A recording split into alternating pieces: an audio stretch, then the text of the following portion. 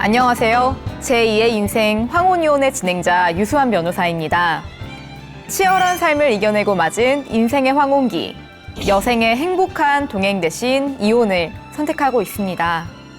제2의 인생 황혼이혼에서는 황혼의 부부가 왜 이별을 결심하는지, 그 과정에서 겪는 현실적인 문제들은 무엇인지 다양한 사례를 바라보며 법률 지식을 전달해 드리도록 하겠습니다. 평생을 시댁을 위해 살아오신 어머님들, 혹시 이런 말 들어본 적 있으신가요? 며느리는 조상도 바꿔야 한다. 제사, 생신잔치, 조카 돌잔치, 시동생 결혼식, 시어머니의 친정 조문까지 한 집안의 며느리라는 이유만으로 마치 종갓집 살림을 도맡듯 온갖 집안의 굵직한 행사들을 짊어진 채 본인의 삶을 접어둔 분들 많으시죠? 그런데 그런 삶이 수십 년 지속되다 보면 어느 날 문득 이런 생각이 들 수도 있습니다. 이건 결혼이 아니라 내가 혼자 감당한 집안의 매니저였던 게 아닐까. 가족의 조화로움과 평화를 위해 참고 견뎠지만 나의 커리어는 중단되었고 내 이름 석자로 살아본 적 없이 나이는 점점 들어갑니다. 그런데 정말 서운한 것은요. 가족들이 며느리로서 나의 헌신을 너무나도 당연하게 생각한다는 것입니다. 오늘 제2의 인생 황혼이혼에서는 며느리로서 헌신했지만 결국 자신의 삶을 위해 이혼을 결심하게 된 여성들의 이야기, 그리고 이러한 경우 법원은 이혼 사유를 인정할 수 있는지, 그리고 그간의 희생에 대한 보상은 어떻게 받을 수 있는지 함께 살펴보겠습니다. 본격적으로 법률 지식을 알려드리기 전에 판결을 하나 소개해드리고자 합니다.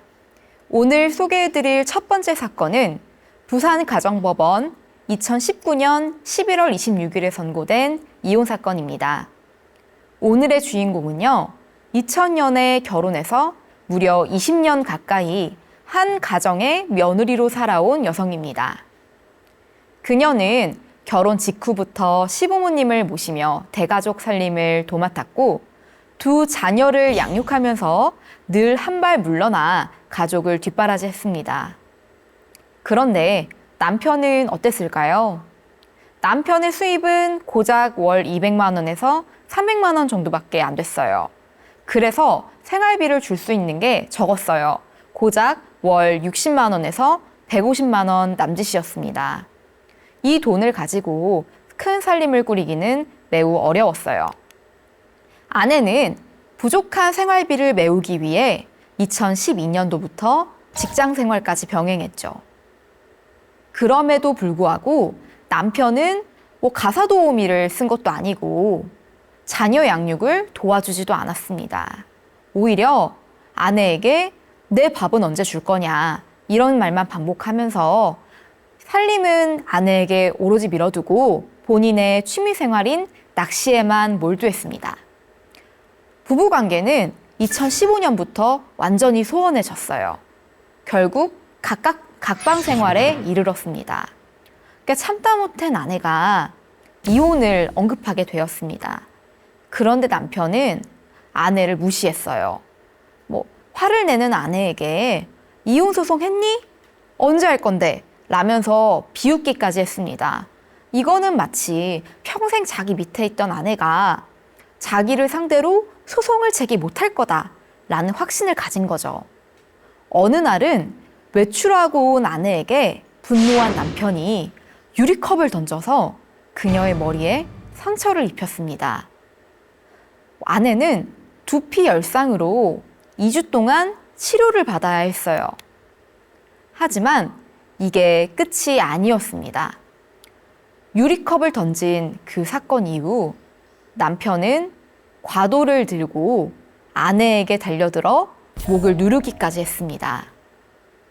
결국 보다 못한 자녀들이 가정폭력으로 경찰에 신고를 했습니다.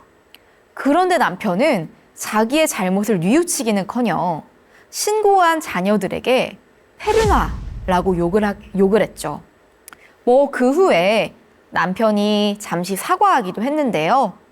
그러다가 또 다시 싸움이 반복되고 남편은 결과적으로 반성의 기미를 보이지 않았어요. 그리고 남편이 집을 나가기까지 했습니다. 자기 가정을 버리고요. 그리고 원룸 생활을 하던 남편은 갑자기 집에 돌아왔습니다. 그리고는 아내에게 내 명의로 된 집에서 나가라고 으름장을 놓았어요. 아내는 그렇게 집에서 쫓겨나게 됩니다. 그런데 아내가 집에서 쫓겨난 이후에도 아이들에게 들어가는 교육비나 관리비, 가스요금까지 남편은 제대로 지출을 하지 않았어요.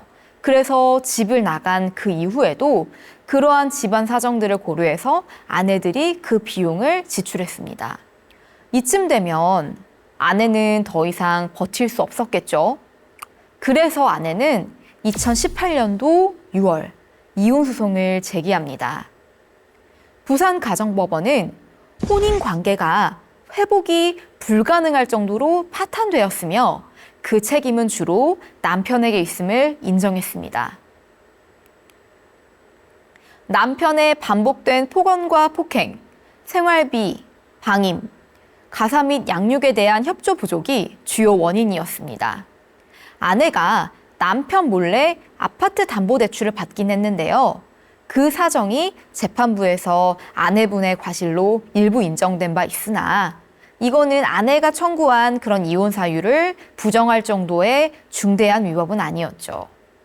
남편은 이 담보대출 건으로 끝까지 밀고 늘어졌지만 결국 법원은 아내의 손을 들어줬어요.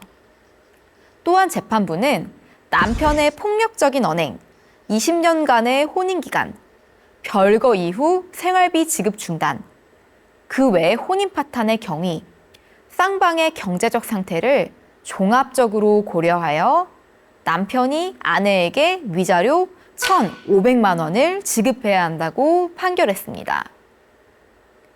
재산분할의 경우에는 어떻게 되었을까요?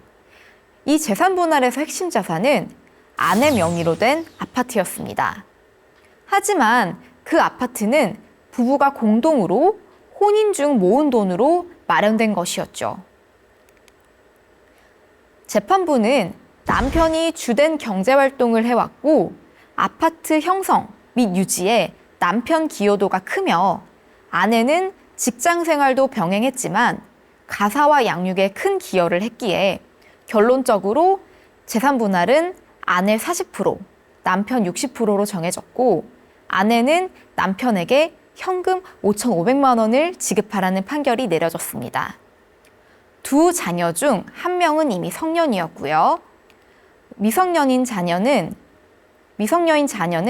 자녀의 친권자와 양육자는 어머니인 아내로 지정되었습니다. 그에 따라 남편은 과거 지불하지 않은 양육비 1,600만 원을 아내에게 지급하게 되었고요. 그리고 장래에 양육비로 월 70만 원을 꼬박꼬박 아내에게 지급해야 되는 상황이 되었습니다. 이는 별거 이후에도 아내가 자녀를 실질적으로 양육했으며 남편은 자녀 교육비 및 생활비 지원에 비협조적이었다는 사정이 크게 작용했습니다. 이 사건은 유책주의 원칙 아래에 진행되었지만 혼인 파탄의 책임이 주로 남편에게 있음이 인정되었고 폭행, 폭언, 경제적 방임이라는 혼인 지속이 불가능한 사유가 명확했기 때문에 이혼이 허용된 것입니다. 민법 제840조 제3호 심의 부당한 대우 그리고 동법 동조 제6호 기타 혼인을 계속하기 어려운 중대한 사유에 따라 판단한 것이죠. 우리가 이혼소송 이야기를 나누다 보면 가장 자주 등장하는 조항이 바로 민법 제840조입니다. 이 조항은 이혼을 청구할 수 있는 사유를 법적으로 6가지를 정하고 있는데요. 위 사례를 통해 살펴볼 조항은 제3호와 제6호입니다. 실제 이혼소송에서 가장 많이 인용되기도 하는 사유이죠. 먼저 제3호를 살펴보면요. 배우자로부터 심히 부당한 대우를 받은 때 대우입니다. 여기서 말하는 부당한 대우는요, 단순히 폭행이나 욕설처럼 명백한 신체적, 언어적 폭력만을 뜻하진 않습니다. 오랜 시간 반복적으로 상대방을 무시하거나 일반적인 희생을 강요하거나 경제적 지원 없이 방임하는 행위도 당연히 포함됩니다. 예컨대 아내가 혼자서 시부모님을 모시고 자녀를 돌보고 온갖 가사노동을 도맡아 했는데 남편은 이걸 당연하게 여기고요. 그 노력에 감사도 표현하지 않는다면 이는 심히 부당한 대우에 해당한다고 판단될 수 있습니다. 더불어 정서적 학대와 무관심 역시 심히 부당한 대우에 해당될 수 있습니다.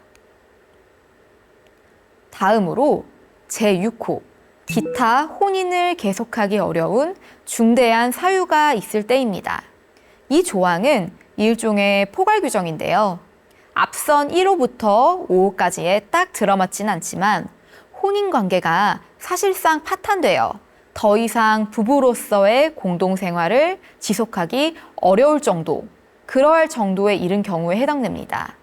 예를 들면요, 부부가 아주 장기간 별거를 하거나 서로 대화조차 하지 않으며 법적으로만 부부일 뿐이지 사실상 남보다도 못한 상태로 지내고 있는 경우에는 이러한 객관적인 파탄 상태가 중대한 사유로 인정될 수 있습니다. 중요한 건요, 제3호가 상대방의 잘못을 중점적으로 따지는 유책 책임 중심이라면 제6호는요, 혼인관계가 이미 회복할 수 없을 정도로 실질적으로 무너졌는지 여부도 많이 고려된다는 점입니다. 그래서 실제 소송에서는 이 두 조항이 함께 인용되는 경우도 많고요. 법원도 단지 한쪽의 잘잘못만 보는 게 아니고 혼인생활 전체의 경과와 각자의 기여도, 파탄의 원인, 그리고 현재의 상태 등을 종합적으로 고려해서 판단합니다. 그 다음으로 소개할 사연은요, 제가 실제로 수행한 사건을 바탕으로 재구성되었습니다. 20년 넘게 가족을 위해 헌신해온 한 여성이 있었습니다. 그녀는요, 남편과 결혼하면서 종갓집의 며느리가 되었습니다. 남편은 1남 4녀 중 장남, 바로 종손이었습니다. 집안에서는 남편을 매우 귀하게 여겼죠. 그리고 저희 의뢰인도 굉장히 이뻐했습니다.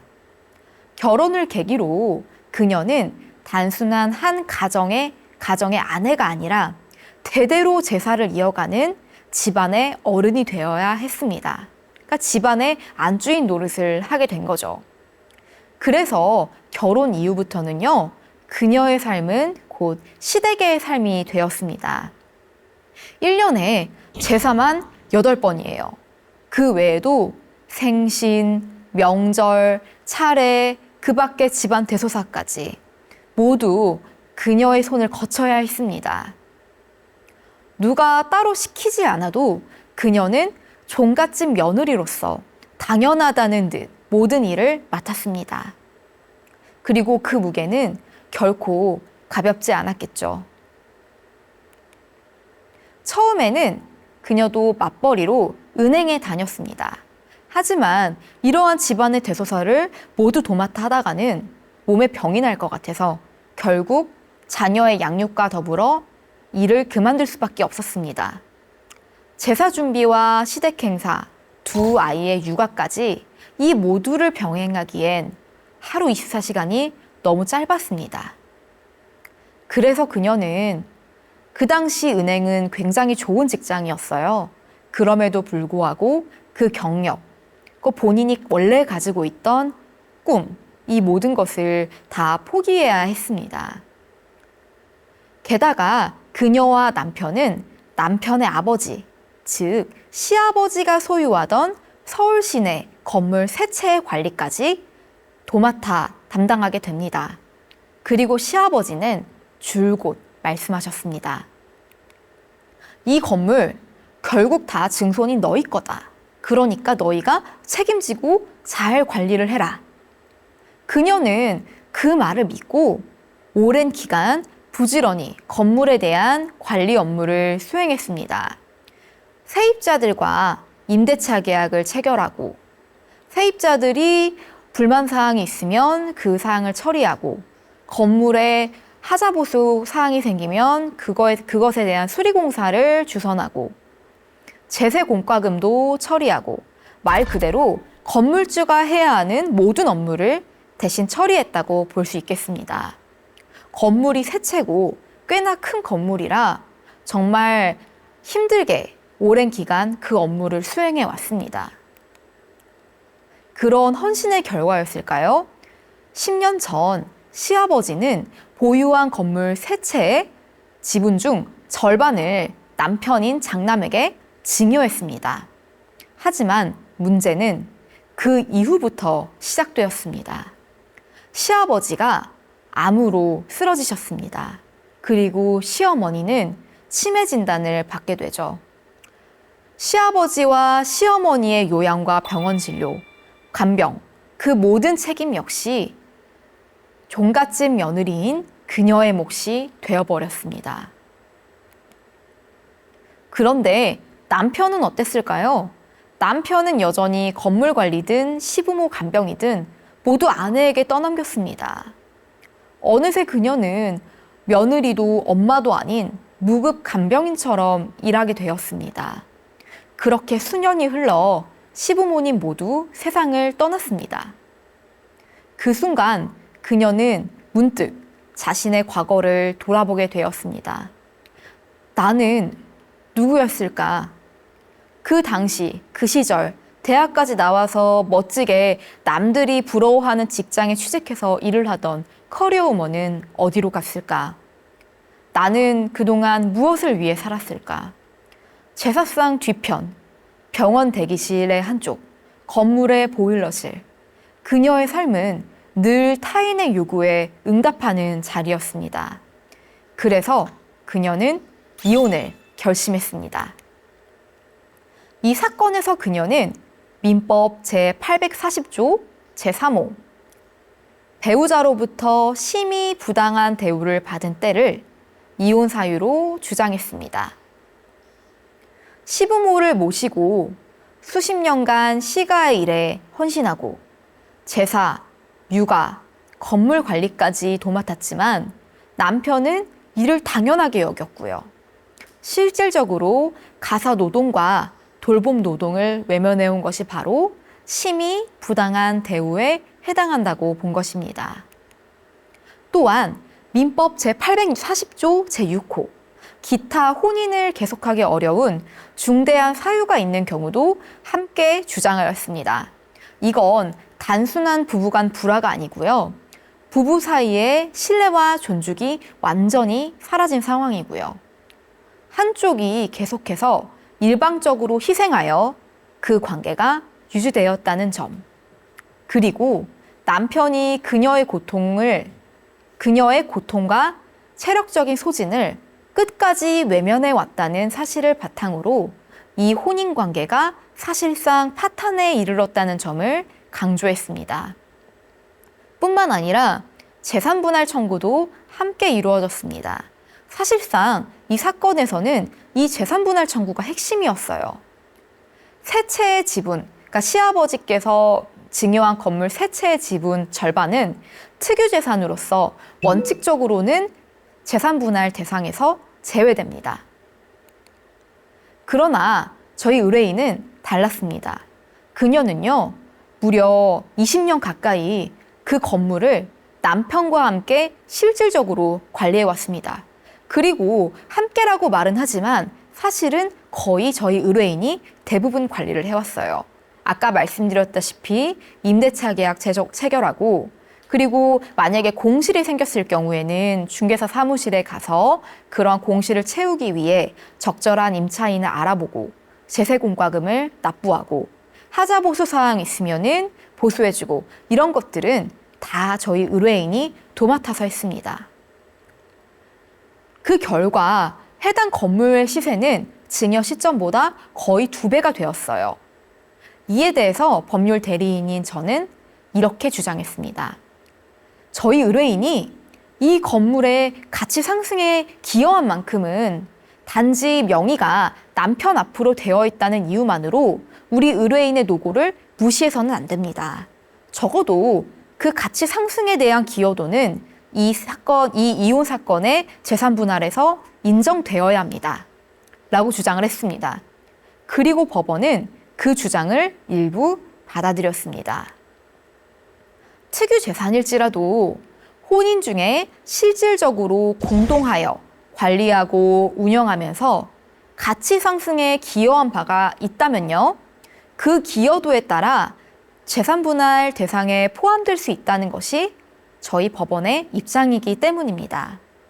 그래서 이 사건은 단지 종갓집 며느리의 고충이라는 그런 전통적인 내러티브에서 끝나지는 않습니다.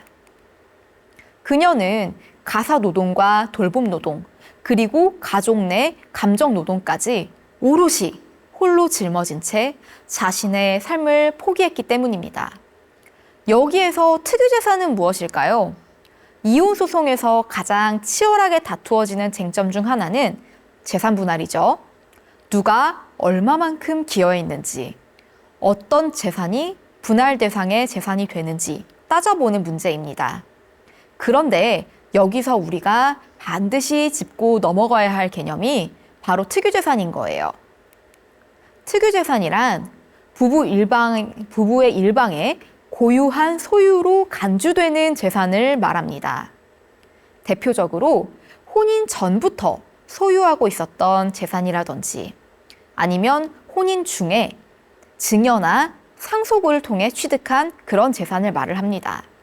법적으로는요, 원칙적으로 이런 특유재산은 재산 분할 대상에 포함되지 않습니다. 하지만 현실은 그렇게 단순히 무자르듯이 판단할 수 없어요. 혼인 생활이라는 건요, 단지 서류상의 공동생활이 아니라 실제 얼만큼 기여했는지, 얼만큼 희생했는지, 그러한 기여와 희생된 시간이 누적된 것이기 때문입니다. 방금 소개해드린 사례를 한번 볼까요? 남편이 혼인 중 시부모로부터 서울 시내 건물 3채의 절반의 지분을 증여받았다고 가정해 봅시다. 겉보기에는요, 이건 특유재산이에요. 시아버지가 아들에게 혼인 중에 증여한 것이니까요.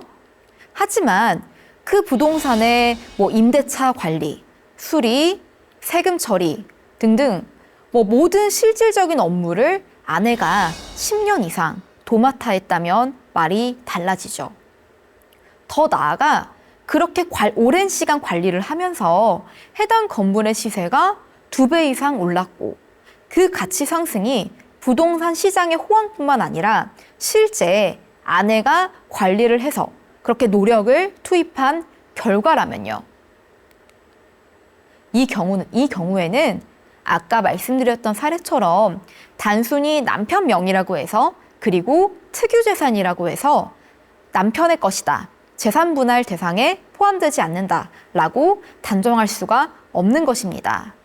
법원은요, 이처럼 혼인 기간 중에 실질적으로 공동하여 관리를 했고 가치 상승에 있어 한쪽 배우자의 기여가 인정되는 경우에는 특유한 재산이라도 재산 분할 대상에 포함될 수 있다고 줄곧 판단해 왔습니다.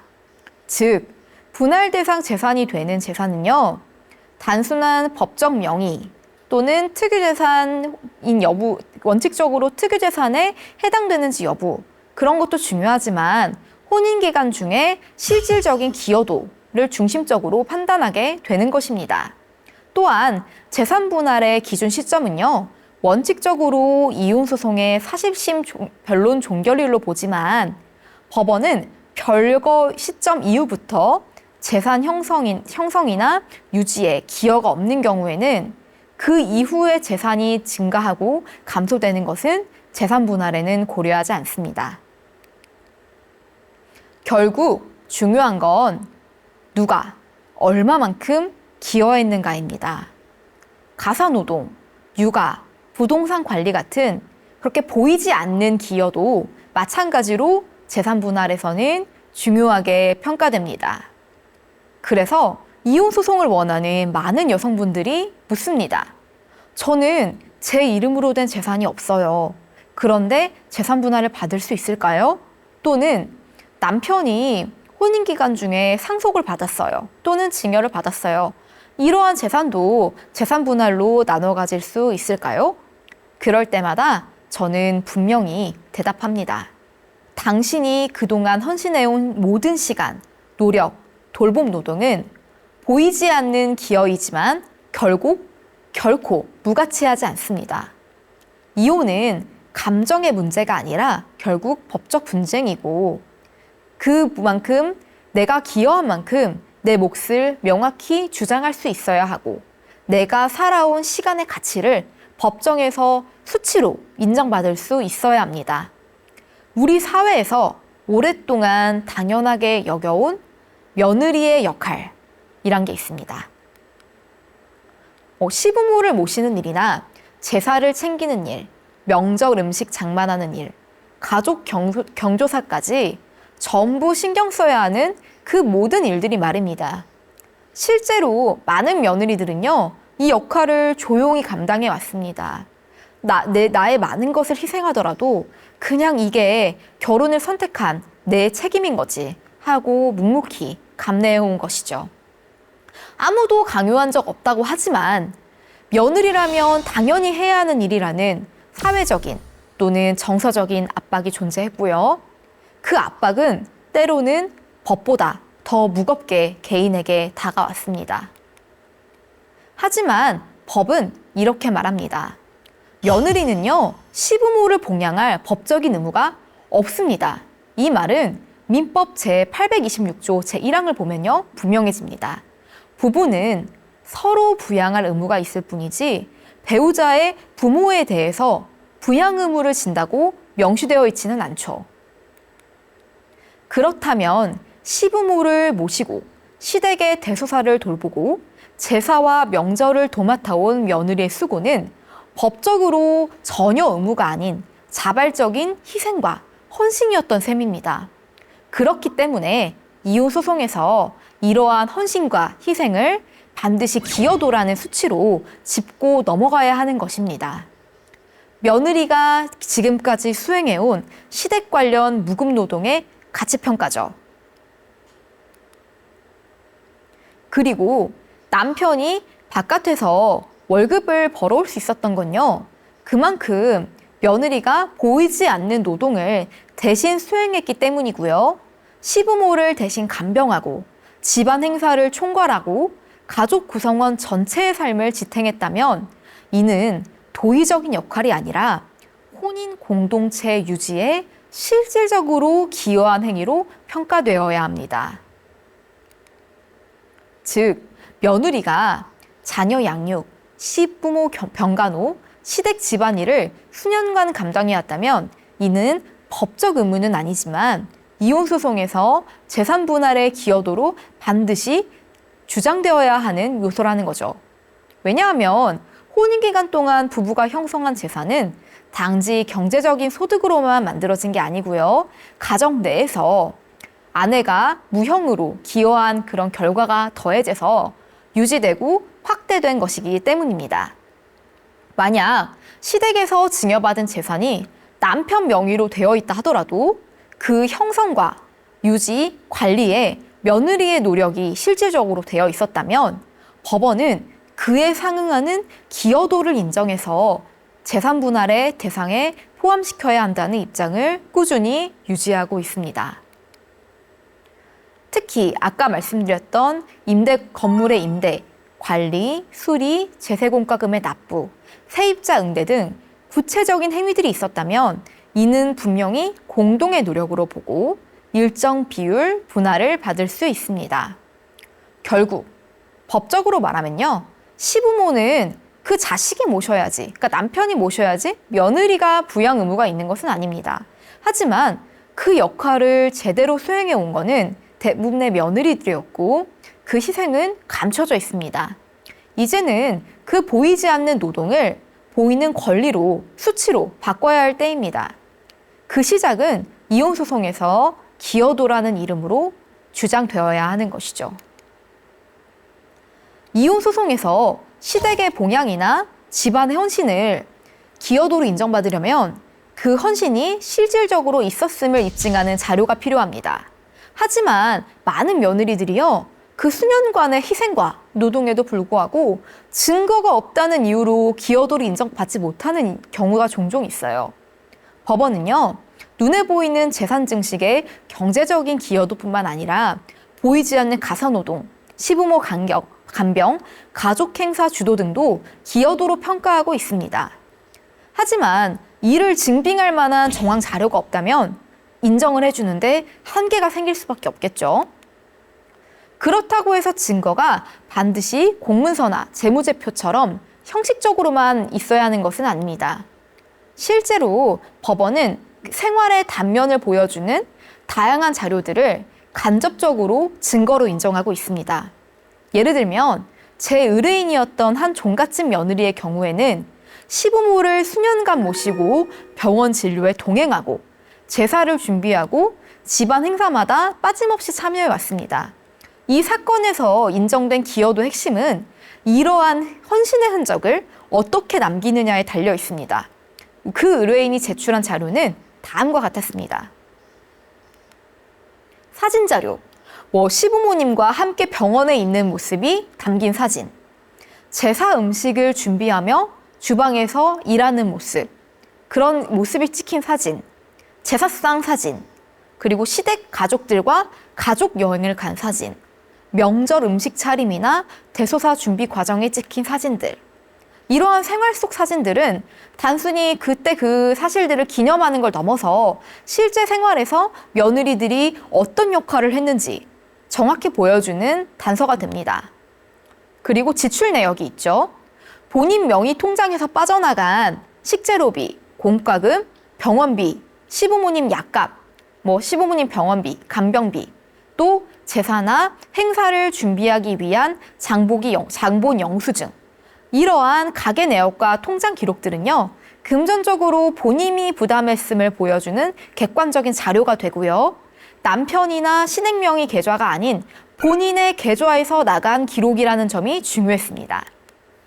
그리고 대화 내역이 있어요. 가족 단체 채팅방에서 이번 제사는 제가 준비할게요. 또는 아버님 모시고 병원에 다녀왔어요. 같은 메시지들이 있죠.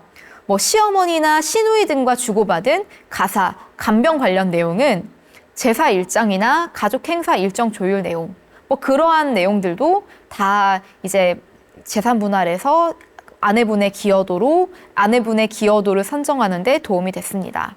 그 결과 법원은 남편의 특유 재산에 대해서도 아내의 기여도를 한 20%가량 인정을 했고요. 의뢰인은 그만큼 재산 분할을 받을 수 있었습니다.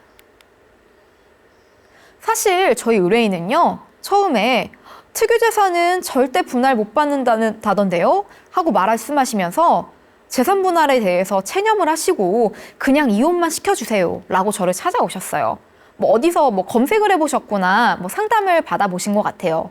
그런데 저는 기여도를 입증할 수 있는 다양한 자료들을 요청을 드린 다음에 그것들을 모아서 법리와 잘 정리를 해서 냈어요. 그래서 결과가 달라졌습니다. 이렇게 판결이 나온 날에 저희 의뢰인은 눈시울을 붉히시면서 제가 시댁에서 한 모든 일들이 그냥 사라지는 줄 알았는데 법원에서 그런 저의 희생을 인정해 줬네요. 라면서 무척 기뻐하셨습니다. 아직도 기억이 나요. SNS, 문자 메시지 등 대화 내역도 강력한 정황 증거예요. 특히 시댁 구성원들과 나눈 대화 내역 중에 주체적으로 행동하는 며느리의 모습이 드러난다면 그만큼 구체적으로 기여도를 뒷받침하는 자료가 되죠. 이처럼 며느리들이 해온 일은 형식적인 문서에 남아있지는 않더라도 본인이 살아온 삶 곳곳에 그 흔적이 남아있습니다. 이혼소송을 준비할 때는 이러한 생활적인 증거들을 차근차근 모아두는 것이 중요합니다. 수십 장의 사진, 몇 개월치의 통장 내역, 단톡방 몇 줄, 이러한 대화도 법원이 나의 희생을 인정해주는 근거가 될 수 있어요. 그리고 이는 기여도라는 이름으로 재산 분할해서 보상을 해줄 수 있습니다. 결론적으로 시댁을 위해 묵묵히 살아온 시간들이 결코 헛되지 않았다는 걸 보여주기 위해서는 내가 했던 일들을 생활 속에서 어떻게 증명할 수 있을지 전략적으로 접근할 필요가 있습니다. 그리고 이 점은 단순히 법리 해석을 넘어서 당신의 삶의 전체를 그 희생을 입증하는 과정이 되기도 합니다. 한편 며느리의 시부모 봉양이 무조건적인 의무가 아니라는 점을 명시한 판례도 존재합니다. 부산가정법원 2020년 2월 12일에 선고된 사건에서 혼인 파탄의 책임을 판단하면서 이러한 점을 분명히 명시했습니다. 사건의 쟁점은 남편 쪽 주장이었어요. 남편은 아내가 결혼할 당시에 시어머니를 모시기로 약속을 했는데 제대로 모시지 않아서 갈등이 생겼고요. 결국 혼인관계가 그로 인해 파탄됐다라고 주장을 하면서 이혼을 청구했어요.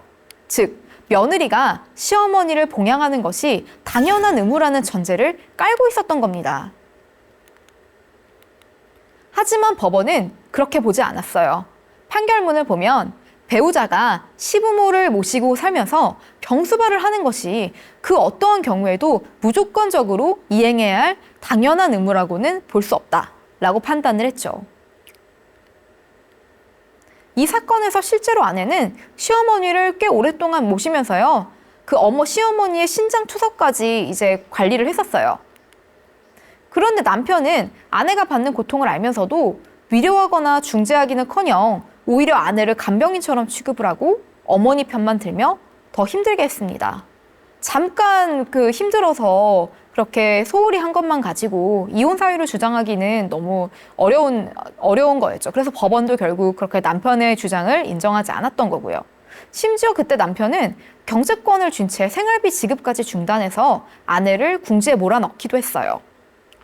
법원은 설령 결혼 당시 시어머니를 모시기로 약속했더라도 그런 부당한 대우까지 감내하기로 하는 의미로 볼 수 없다고 판시했습니다.